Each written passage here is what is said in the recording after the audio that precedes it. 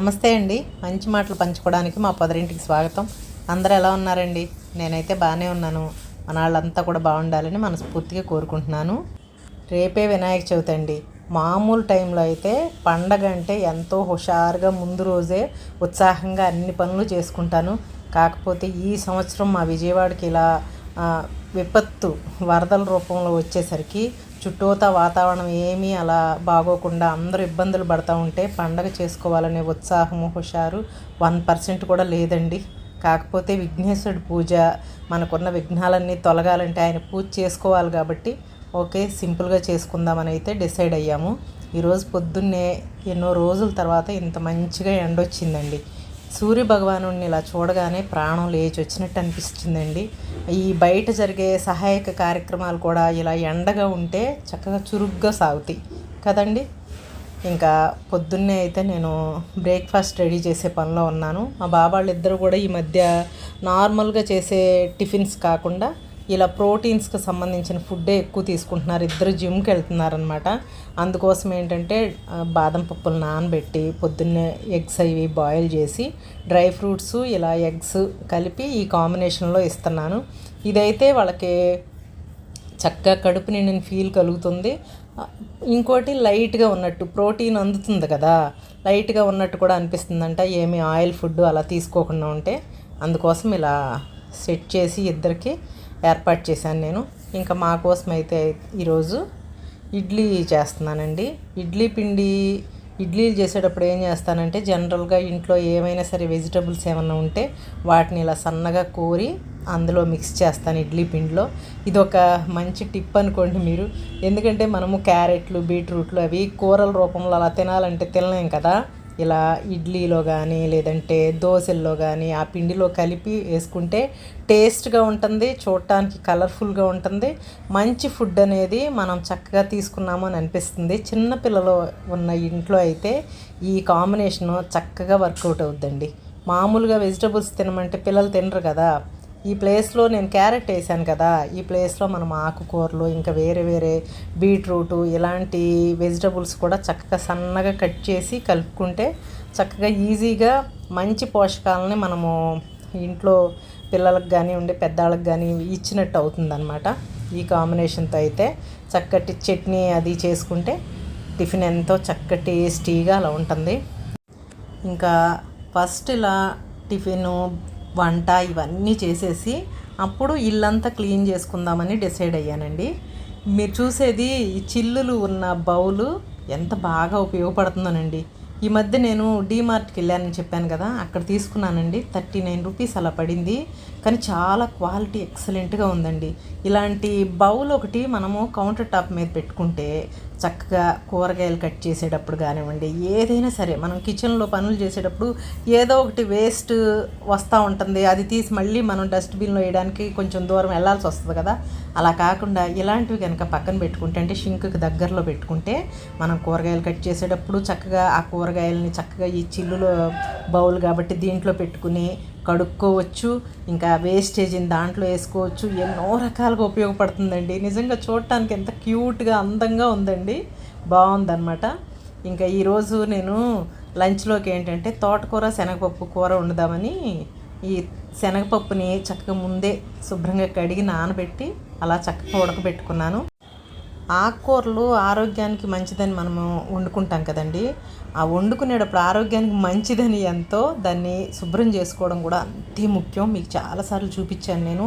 ఒక బౌల్లో ఎక్కువగా వాటర్ తీసుకుని అందులో కొంచెం సాల్ట్ వేసుకుని మనం అందులో ఈ తోటకూర కానీ ఏదైనా సరే మనం వండాలనుకున్న ఆకుకూరని ఒక 20 నిమిషాలు ఆ సాల్ట్ వాటర్లో నానబెడితే ఆకుకూరల మీద ఉన్న పురుగు మందులన్నీ పోతాయి అన్నమాట. తర్వాత దాన్ని చక్కగా ట్యాప్ వాటర్ కింద శుభ్రంగా కడిగేసుకుని మట్టి ఏమీ లేకుండా సన్నగా కట్ చేసుకుని పక్కన పెట్టుకున్నాను. ఇంకా బాండీలో ఆయిల్ హీట్ చేసుకుని తాలింపు దినుసులు ఇవన్నీ వేసుకుని ఎక్కువగా ఎండుమిర్చి వేసుకుంటానండి. తోటకూరలో కారం తక్కువ వేసుకుని మనం ఎండుమిర్చి వెల్లుల్లిపాయలు కనుక ఎక్కువ వేసుకుంటే మంచి టేస్ట్ వస్తుంది. అది ఇగురులాగా వండుకున్నా బాగుంటుంది. ఇప్పుడు నేను చూపించే శనగపప్పు తోటకూరలాగా వండుకున్నా కూడా ఆ కాంబినేషన్ చాలా బాగుంటుంది. ఇలా వెల్లుల్లిపాయలు అన్నీ వేగిన తర్వాత సన్నగా తరిగిన ఉల్లిపాయ పచ్చిమిర్చి కూడా వేసి దాంట్లో కొద్దిగా పసుపు వేసుకుని, ఫస్టే మనం పసుపు వేసుకుంటే ఏంటంటే చక్కగా ఉల్లిపాయ అనేది వెంటనే వేగిపోద్ది. అలా వేగిన తర్వాత సన్నగా తరిగిన టమాటా ముక్కలు, అంటే మీడియం సైజుది ఒక టమాటా వేసుకున్నాను నేను. ఇదేంటంటే ఈ కూర చక్కగా గ్రేవీగా రావడానికి ఉపయోగపడుతుంది అనమాట. టమాటా టేస్ట్ కూడా మంచి టేస్ట్ వస్తుంది. చక్కగా ఈ టమాటా కూడా మగ్గే వరకు ఒక్కసారి మూత పెట్టేసుకుంటే చక్కగా మగ్గిపోతుంది. మగ్గిన తర్వాత ఒకసారి చూసుకుంటే మీకు ఇలా గ్రేవీ లాగా వచ్చేస్తుంది. దీనివల్లే గ్రేవీ ఫామ్ అవుతుంది కూరలోకి. దీన్ని కలిపేసుకున్న తర్వాత మనం సన్నగా తరిగి పెట్టుకున్న తోటకూర ఉంది కదా, ఆ తోటకూర అంతా కూడా దీనిలో షిఫ్ట్ చేసేసుకున్నాను. మా విజయవాడలో ఇలా వరదలు రావడం వలన వరదలు ఆల్రెడీ దానికి ఎఫెక్ట్ అయిన వాళ్ళు ఎంత బాధపడుతున్నారో విడిగా ఉన్న మాలాంటి వాళ్ళం కూడా చాలా బాధపడుతున్నామండి. ఎందుకంటే మన తోటి వాళ్ళందరూ కూడా అలా ఇబ్బందులు పడతా అలాంటి ప్రాబ్లమ్స్ ఎదుర్కొంటే అవన్నీ టీవీల్లో ఫోన్లో అలా చూసి మనసంతా ద్రవించిపోతుంది. ఏదైనా వేడివేడిగా ఇంట్లో ఇలా వండుకుంటున్నా కూడా వండుకుని తినేటప్పుడు కంపల్సరిగా వాళ్ళందరూ గుర్తొస్తున్నారండి. అయ్యో పాపం వాళ్ళకి ఎలా ఉన్నారు ఈ 4 రోజుల నుంచి, పాపం సరైన తిండి ఉందా లేదా, ఇలా మనసంతా అటు వెళ్ళిపోతుంది అనమాట. ఏం చేస్తున్నా ఏం మాట్లాడుకుంటున్నా ధ్యాస వాళ్ళ మీదకి వెళ్తుంది. కాకపోతే ఏంటంటే నిజంగా ఇది అందరితో కూడా పంచుకోవాలండి. గవర్నమెంట్ చేసే సహాయ కార్యక్రమాలు కానివ్వండి, ఫుడ్ డిస్ట్రిబ్యూషన్ కానివ్వండి, చాలా చక్కగా జరుగుతుందన్నమాట. నేను నా కళ్ళతో చూశానండి. మేమున్న ఏరియాకి కొంచెం దూరంలోనే ఇలా వరద వచ్చిన ప్రాంతం కూడా ఉందన్నమాట. వాళ్ళందరికీ కూడా ఎంత చక్కగానో ఫుడ్ అనేది డిస్ట్రిబ్యూట్ చేస్తున్నారు. నా కళ్ళతో నేను చూశాను. ఎక్కడెక్కడి నుంచో డోనర్స్ అనేవాళ్ళు ఫుడ్ని చాలా రకాలుగా పంపిస్తున్నారండి. వాటన్నిటిని కూడా ప్రతి ఒక్కళ్ళకి అందేలాగా పంచుతున్నారు. అవన్నీ కూడా నేను చూశాను. ఇవన్నీ కూడా కొంచెం ఈ పరిస్థితులన్నీ సర్దుకోవడానికి కొంచెం టైం పడుతుంది. నార్మల్గా ఎక్కడైనా వరద ఇలాంటివి వస్తే ఫుడ్ ఇవే సప్లై చేస్తారు కదా. కానీ టాపిక్ ఎటో వెళ్ళిపోతుంది కదండి. ఓకే, ఇలా మగ్గిన తోటకూరలో కొద్దిగా ఆ ఉడకబెట్టిన శనగపప్పు కూడా వేసేసి ఉప్పు కారం వేసేసుకుని కొద్దిగా వాటర్ పోసుకుని మూత పెట్టేసి సిమ్లో పెట్టేస్తే చక్కగా సిమ్లో ఈ కూర అనేది చక్కగా మగ్గిపోద్దండి. చాలా రుచిగా ఉంటుందన్నమాట. ఇంకా నేను చెప్తున్నాను కదా ఈ వరదల గురించి. వరదల్లో చిక్కుకున్న వాళ్ళని బయటికి తీసుకురావడానికి ఫస్ట్ ప్రాసెస్ ఈ పడవలు అన్ని రకాలుగా తీసుకెళ్ళటం ఎంత ముఖ్యమో, తర్వాత వాళ్ళకి ఫుడ్ అందించడం ఎంత ముఖ్యమో, ఇవన్నీ జనరల్గా మనము ఎక్కడ వరదలు వచ్చినా చూసేదే కదండి. నేను పర్టికులర్గా చూసింది ఏంటంటే అలా తీసుకురావడము, వాళ్ళకి ఫుడ్ డిస్ట్రిబ్యూట్ చేయటం, వాళ్ళకి పునరావాసం ఏర్పరచడమే కాకుండా ఇప్పుడు ఇంకా వాటర్ కొద్దిగా తగ్గిపోతూ ఉంటుంటే ఇంకా ఇంట్లో ఉన్న వస్తువులన్నీ పాడైపోయి బురద వచ్చేసి ఇలా ఉంటుంది కదా, వాటన్నిటిని కూడా క్లీన్ చేయించడానికి ఎక్కడెక్కడి నుంచో ఫైర్ ఇంజిన్లు అవన్నీ తెప్పించారండి.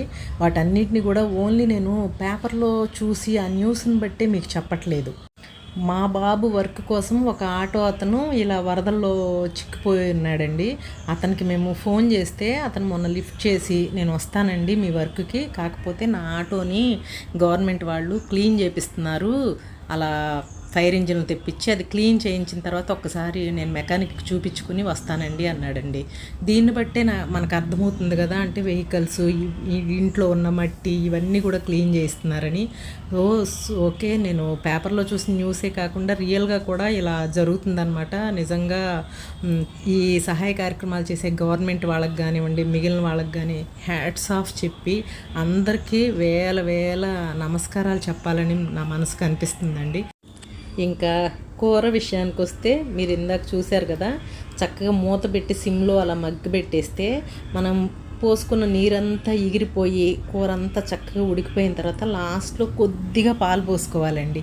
ఇది ఎక్స్ట్రా టేస్ట్ వస్తుంది అనమాట. ఈ కూరకి కొద్దిగా పాలు పోసుకుని ఒక్క నిమిషం అనమాట చక్కగా ఈ కూర అంతా కలయి పెట్టేసుకుంటే ఆ పాలతో ఆల్రెడీ ఉడికిన కూర అంతా కూడా చక్కగా కలిసి చాలా రుచిగా ఉంటుందండి.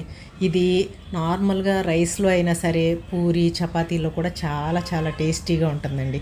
తోటకూర ఇగురులాగానో పులుసుగానో వండుకునే వాళ్ళు ఎవరైనా ఉంటే ఒకసారి ఈ స్టైల్లో వండుకుని చూడండి, మీకు చాలా రుచిగా అనిపిస్తుంది. దీంతోపాటు కొద్దిగా బెండకాయలు కూడా ఉన్నాయి, వాటిని కూడా ఫ్రై చేశానండి. ఒక కూర అంటే తినరు కదా వీళ్ళు.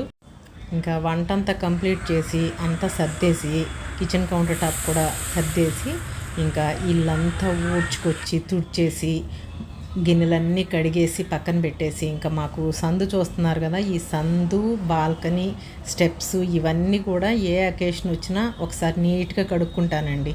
అలా కడిగేసి ఇల్లంతా కూడా తుడిచేసుకుని ఇలా నీట్గా ముగ్గులు పెట్టుకున్నాను. ఇప్పుడు మీరు చూసేది దీన్ని లక్ష్మీ కమలాలు అని అంటారంటండి. నేను రీసెంట్గా మా అక్కాళ్ళ ఇంటికి వెళ్తే అక్కడ తీసుకొచ్చానమాట. ఇది వాటర్లో వేసుకుంటే కొంచెం వెడల్పుగా ఉన్న టబ్బు లాంటి దాంట్లో వేయాలన్నమాట. అలా వేసుకుంటే స్ప్రెడ్ అవుతాయి, ఇంకా ఇంకా కమలాలు వస్తూ ఉంటాయి. ఇంకా ఇల్లంతా ఇలా క్లీన్ చేసుకున్నాక మనసు అయితే ఎంతో తేలిగ్గా కొంచెం ప్రశాంతంగా అనిపించిందండి. ఇంకా పండగ ముందు రోజే నేను కూడా తలకు చక్కగా నూనె పెట్టుకుని తలస్నానం చేసేస్తానండి. ఈ క్లీనింగ్ సెక్షన్ ఇదంతా అయిన తర్వాత చక్కగా నేను కూడా తలస్నానం చేసేసి ఈ అట్మాస్ఫియర్ని, పొడిగా ఉన్న అట్మాస్ఫియర్ని చూసుకుంటుంటే మనసు అంతా హాయిగా ఉన్నట్టుందండి. ఈ వారం రోజుల నుంచి ఎటు చూసినా వర్షాలు, వినలేని మాటలు, వీటితో మనసు అంతా కకావికలంగా ఉందండి. మా ఇంటికి దగ్గరలో విఘ్నేశ్వరుని పెడతారని మీకు చాలాసార్లు చెప్పాను కదా. ఇదిగోండి మా వీధి మొదట్లో అనమాట. మా బావగారు వాళ్ళ పిల్లలు, వాళ్ళ ఫ్రెండ్స్ సర్కిల్ అందరూ కలిసి పెడుతున్నారు. దగ్గర 25 సంవత్సరాల నుంచి పెడుతున్నారండి. కరెక్ట్గా మా పెళ్ళైన సంవత్సరమే స్టార్ట్ చేశారనమాట ఈ విఘ్నేశ్వరుడిని. ఇంకా ఆయన పందిరి ఇవన్నీ కూడా వేసి ఇంకా ఈ రోజు అంతా సెట్ చేసేసుకుంటున్నారు. నైట్ టైం కల్లా డెకరేషన్ అంతా కంప్లీట్ అయిపోవాలని చెప్పేసి డెకరేటివ్ ఐటమ్స్ అవన్నీ కూడా తెప్పించుకున్నారనమాట. నేను చాలాసార్లు షేర్ చేశానండి మన వినాయకుడిని, మా రోడ్లో పెట్టే వినాయకుడు అని చెప్పేసి. నేను స్వామిని రేపు పండగ రోజు కూడా మన వాళ్ళందరికీ చూపిస్తానండి. క్లీనింగ్ సెక్షన్ అంతా అయిపోయిన తర్వాత నేను కూడా చక్కగా తలస్నానం చేసి రేపొద్దున స్వామివారికి నైవేద్యం చేయాలి కదండి. ఆ నైవేద్యానికి కుడుములు, ఉండ్రాళ్ళు అవి రెడీ చేస్తాం కదా, వాటి కోసం బియ్యం పిండి, బియ్యం రవ్వ మరపట్టించి తెప్పించాను.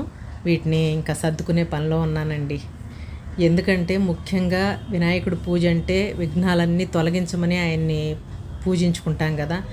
మా విజయవాడకి వచ్చిన ఈ విపత్తు త్వరగా తొలగిపోవాలని, దానికి ఎఫెక్ట్ అయిన వాళ్ళందరూ వీలైనంత త్వరగా వాళ్ళ నార్మల్ లైఫ్లోకి వచ్చేయాలని, విజయవాడ మళ్ళీ నార్మల్ అయిపోవాలని మనసారా ఆ విఘ్నేశ్వరుని కోరుకుంటున్నానండి. ఇది ఈరోజు మన వీడియో అయితే. మరొక మంచి వీడియోతో మీ అందరి ముందుకి వస్తుంది మీ పొదరిల్లు వాణి. అంతవరకు అందరూ టేక్ కేర్ అండి. Thank you for watching.